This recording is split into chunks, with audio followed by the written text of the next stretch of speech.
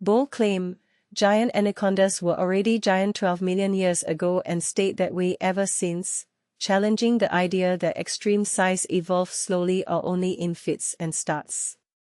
A new fossil-based study suggests the lineage leading to modern eunuchs reached large body size far earlier than scientists once thought and has retained that gigantism through vast stretches of time. This finding reshapes our understanding of reptile evolution, showing how certain environments and evolutionary paths can lock in enormous size over millions of years. What the researchers found. A team published in Taylor and Francis examined 183 fossilized vertebrae from Middle to Upper Miocene deposits in Falcon State, Venezuela. These bones come from at least 32 individuals within the genus that includes today's anacondas. By applying linear regression models that link vertebral dimensions to total body length, they estimated that these ancient snakes averaged about 5.2 meters in length, with a credible range roughly from 3.5 to 5.5 meters, dating back to around 12.4 million years ago. To reinforce this conclusion, they also used ancestral state reconstruction across a time-calibrated snake family tree.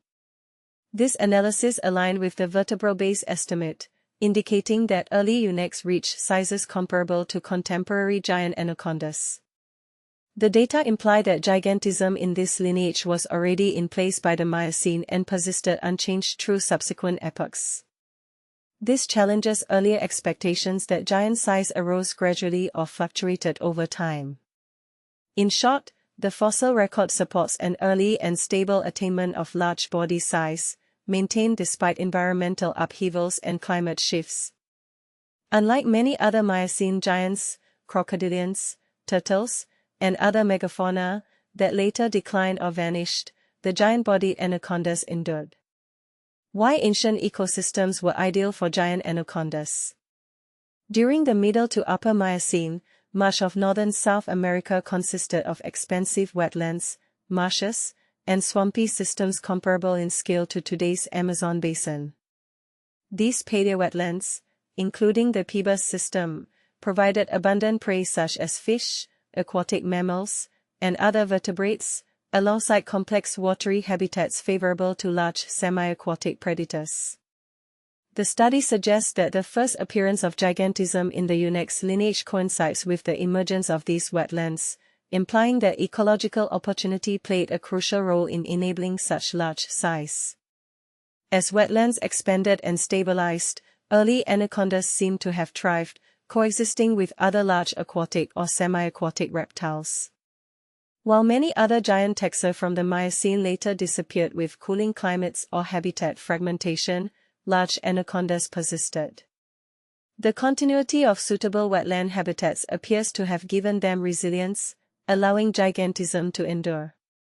This implies that large body size in these snakes was not a temporary adaptation but a long-lasting evolutionary outcome rooted in stable, favorable ecological conditions.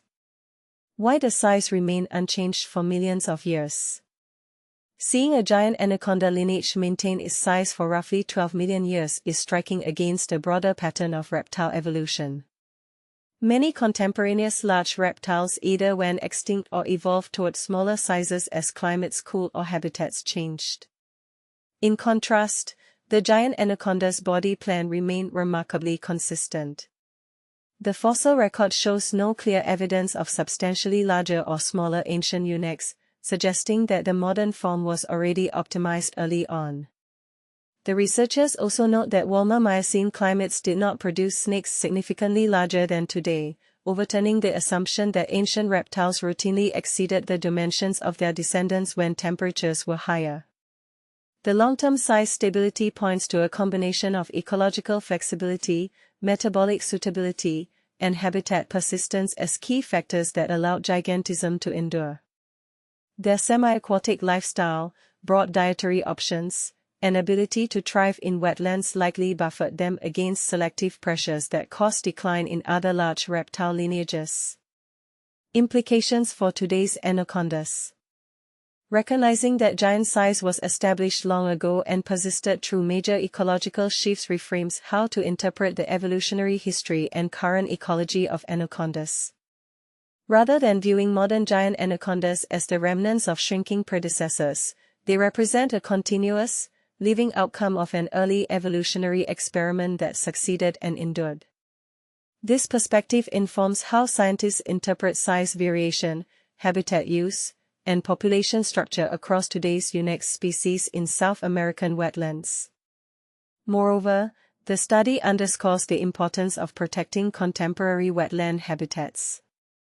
The long-term survival of giant anacondas depended on expansive marshes and swamps. Ongoing habitat destruction and fragmentation could threaten the ecological conditions that support them. Understanding their deep-time resilience also provides insight into prehistoric ecology and serves as a reminder that evolutionary continuity over geologic time may hinge on preserving the very habitats that shaped it.